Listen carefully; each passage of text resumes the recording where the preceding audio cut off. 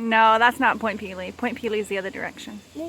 Yeah, that way. Don't fall down the hill.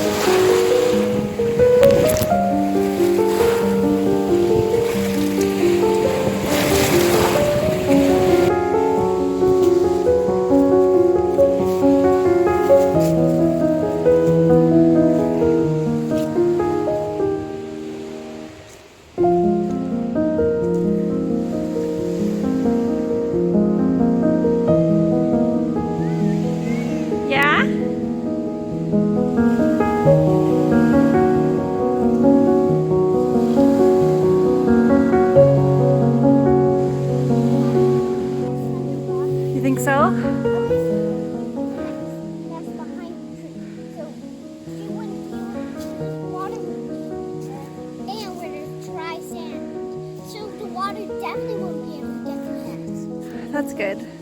Not today, anyway. Yeah, I'm hot. Yeah, that climbing that hill made me hot too. But Mom, that's why we put it there, on the beach, on the closest spot to the water. So when the high tide comes, when I was down at the nest, I told her that she can make another nest out of sand underwater. Yeah. Because the eggs need water to survive. And then when she laid the eggs in the sand nest, when high tide comes, it'll wash up the eggs. So they can stay healthy. Yeah, that sounds awesome. Every sea monster, well, most sea monsters need to stay healthy by being underwater. Yeah.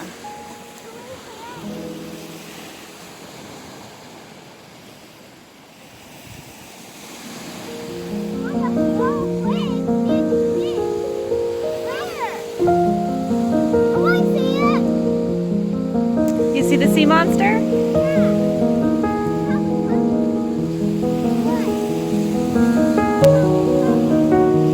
Do you see the sea monster, Abby?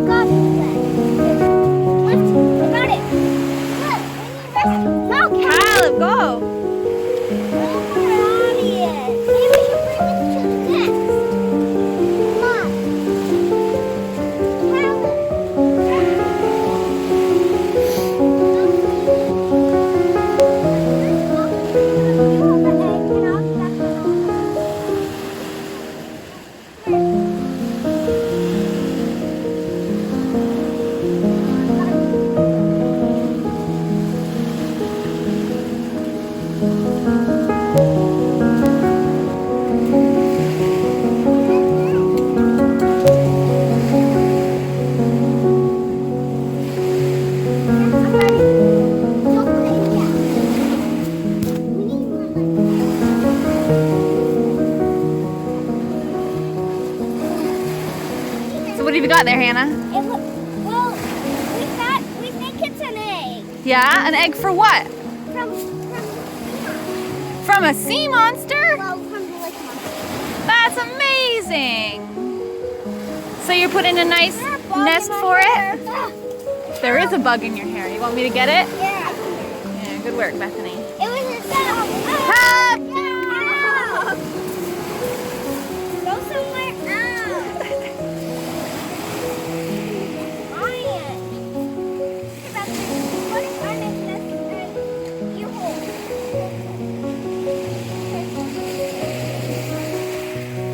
Can you tell me all about the sea monster, Bethany? Well, I don't know much. It's new. Definitely no cows on wet. Yeah. They do lay their eggs in the water so they can stay nice and healthy. Okay. And but these eggs are washed up. So that's why we put them in here. And then later, when high tide comes up, the eggs will wash out. Ah. We're making the nest nice and fit so cows can't get in. Good idea. And no other creatures get in.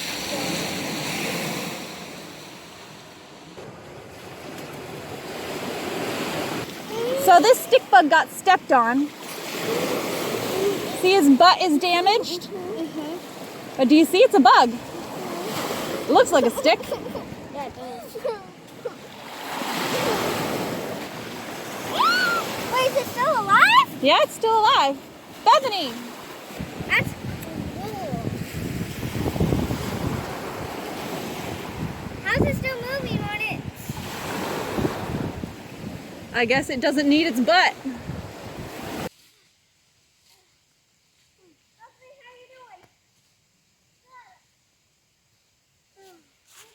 These are my favorite days, when we just go to the woods and have no agenda or no schedule or anything that we have to do, and we just discover and explore and move at our own speed. It reminds me of when I was a kid and I used to just like live in the woods all by myself or with my friends, using my imagination and coming up with elaborate stories. This is the kind of childhood I'm so glad I can give to my children. They've changed their minds about which direction they want to walk again. The other day, the girls and I went for a walk in the woods with some friends of mine. Friends who don't have kids. And one friend who does have kids, but her kids are like normal people. And they just walked. There's a trail and they walked on the trail. And they started at the beginning of the trail and they walk along the trail until they get to the end of the trail. And then there's my kids. I want to climb that hill. I want to balance on that tree. I want to pick up this rock. Look at this cool stick. Let's go down to the river. Let's throw some sticks in the rivers. Let's see if there's any crayfish. I know there's a treasure down here. Let's go get the treasure. So my friends tried to be patient and wait for us, but it's just not, we just take too long. And so at the end they waited in the parking lot for like a half an hour for us to catch up, just so that they could say goodbye to us. And I'm like, I don't know why we even bother doing this, because my children are just not made that way. They're not made to walk in a straight line. And when I try to make them like that, it's just, I'm constantly nagging, I'm constantly harassing, I'm constantly pestering, and then the girls get frustrated with me and angry with me, and by the end of the walk we're all in a bad mood. So it was only when I finally embraced moving at the speed of a highly distracted chipmunk that we finally found peace on our outdoor adventures. Hey! Someone suggested I should tell you my backstory a little bit. For 8 years, I thought I wasn't going to be able to have children. my sister struggle with infertility, and I didn't want to do that. I didn't want to deal with the hormones and the heartbreak. It's basically, I decided if I can't have children on my own, it's just not meant to be. I can have a happy life without having children. There are other ways to contribute to society. You know, it doesn't need to be my children. Both the girl's father and I, we were both open to adopting. We didn't have a problem with that. So we just let it be what it was. And then 4 years into my PhD, I was rushed to the hospital with what seemed to be a stroke. I had all the symptoms of a stroke.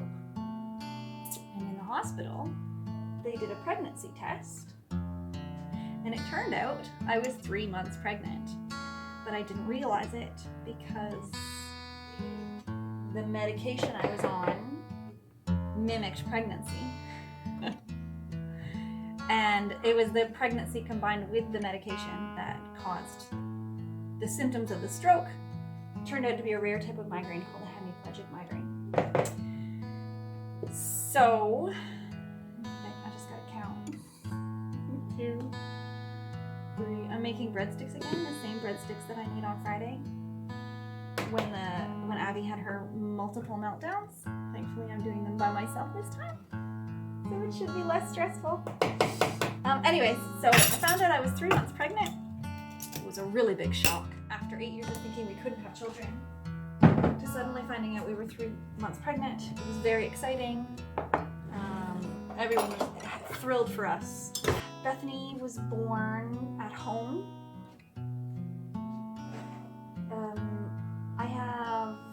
I have scoliosis, which is a curvature of your spine. I had a 56-degree curve in my spine when I was 15 years old, and then the doctors operated to correct the curve, and I have a metal rod in my spine in the exact place where they would put the needle to do an epidural. So early in my pregnancy, I found out I was not able to have an epidural. It was not a possibility. And I just thought to myself, if I can't have an epidural, what good is a hospital? I know enough about pain that I know I would rather be at home in my house where I can tell people what to do, and I can go where I want to be, and I can stand where I want to stand or lie down where I want to lie down. I can adjust the temperature. I can have food, all my comfort things. I knew that that was what I wanted if I was going to be in pain. If I can't have drugs, I need my home. So we decided to have a home birth. In Canada, that's totally legal. Midwives are funded by the government. So everything was cool. Everything was good. I had the most wonderful birth. I hated pregnancy. It was horrible on earth, but I loved childbirth, and I would do it again and again and again and again for the rest of my life. Anyways, I digress.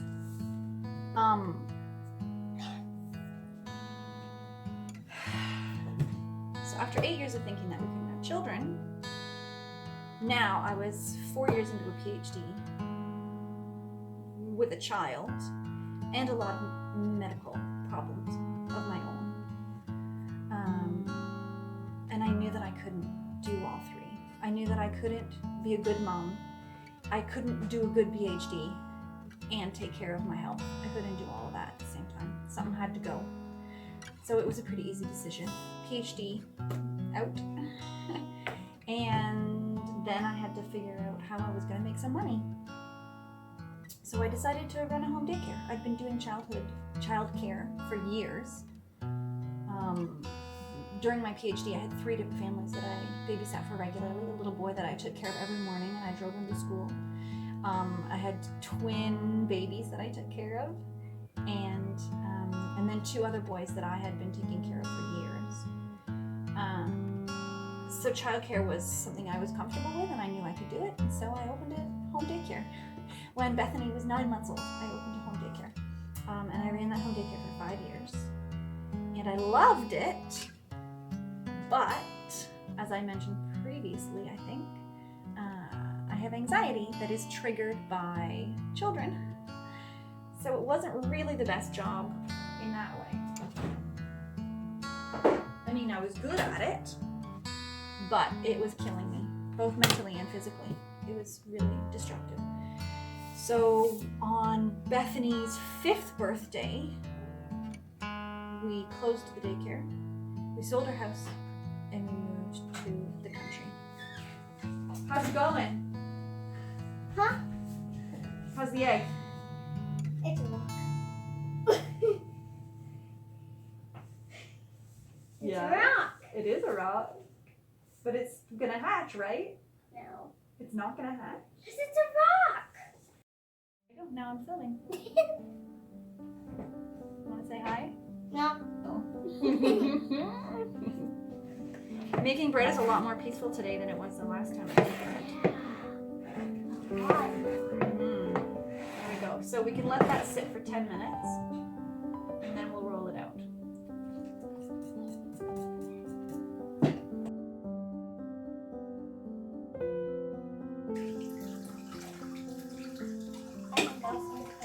Watch out. I stepped back. Yeah. Worms love dirt and water, so we're gonna put all the worms that we find in here into there. And then we can eat worms. We already found one. How big they are now, Mom? I'm checking out your awesome worm. This used to be a little smaller. Ow! Now it's bigger. The heck? I tell you, it's bigger. It's booby trapped here, Hannah. Okay.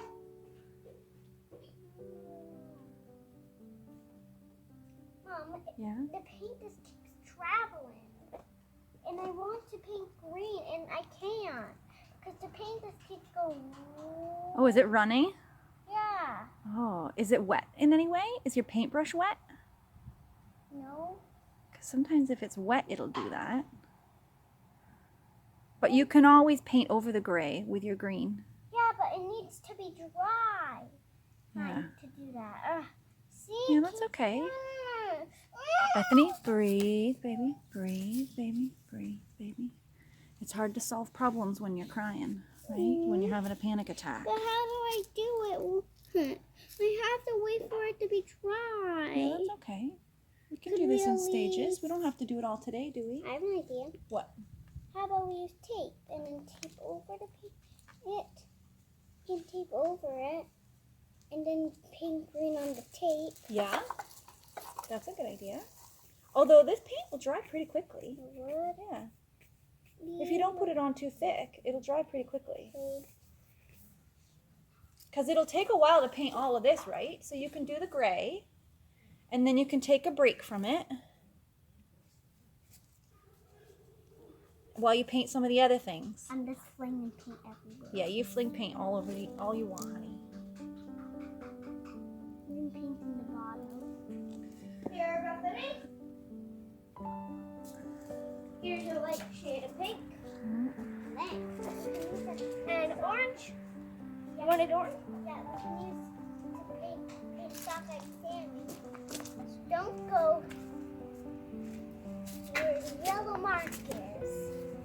Yellow mark is. Okay, I won't go past there.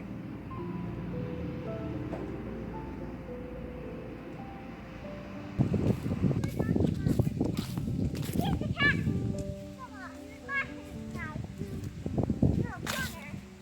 Yeah. Dewey, come on. Cat. No school for you. Poor Dewey. Part of running that daycare, I read a lot of books about how children learn and child psychology and child behavior. And the more I read, the more I realized that I did not want to send my kids to school. Is he making friends with the chickens? He's hunting them. Good luck with that, Dewey. I very quickly realized I didn't want to send my kids to school. And then the more I read, just the more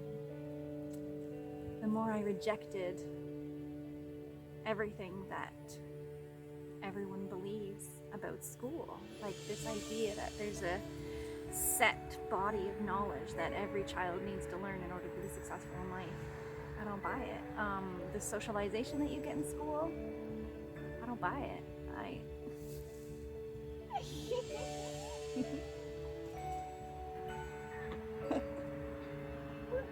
The chickens are entirely unconcerned by him. So yeah, the idea that the socialization that kids get in school is the best way to be socialized, I don't buy that either. The idea that in a classroom, in an institutional setting is the best way to learn, I don't buy that. I don't buy any of it. And the research doesn't support it. And our schools are not research-based, which is ridiculous. You'd think of all places in the world, you'd think schools would be research-based, but they're not. There's all sorts of research that says testing doesn't work, but they still do it. There's all sorts of research that says classroom sizes need to be different. They don't do it. Anyways. But I needed to make money. So my options were to keep running the daycare while trying to homeschool my children. And that option just didn't, very quickly, when Bethany was supposed to be in her first year kindergarten, junior kindergarten, I was running the daycare, and I couldn't do anything with Bethany. I couldn't do any of the fun things she wanted to do because I was completely preoccupied with keeping these two little 2-year-old boys out of trouble, and they were just like, one would run that way, one would run that way, and they would just find trouble, and that was my whole preoccupation. And Bethany just had to be patient while the babies ruined her art, and she had to be patient while the babies ruined her crafts.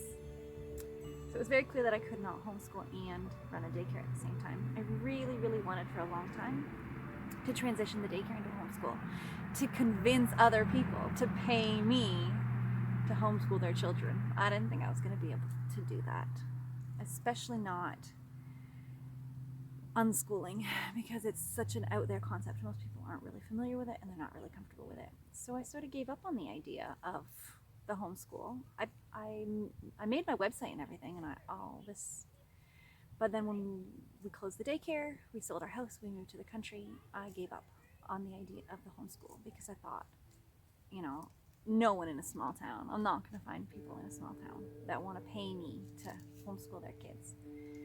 And then COVID happened, and something about COVID has just changed everybody's opinion about school. Suddenly people aren't putting it on the pedestal that it was on before. I'm not quite sure what that phenomenon is about. I'd really be interested to ask other people what was their process, how did they arrive at this place, because now suddenly I have people who are interested in unschooling. I've had quite a few inquiries. Hannah's the only one that's actually signed up with us for now, and this is her 3rd week with us, and she's having a blast, and we're really loving having her. It's really nice having an extra mind. And me, I love trying to figure out how kids think and how they learn and how they feel, and so watching her and learning about her is a fantastic challenge for me. I love it. So yeah, that's how I got here. That's how I ended up running a homeschool, and I'm really enjoying it. We'll see how I feel in the dead of winter when we can't spend all our days at the beach and in the woods. We'll see how that goes. For now, it's fantastic.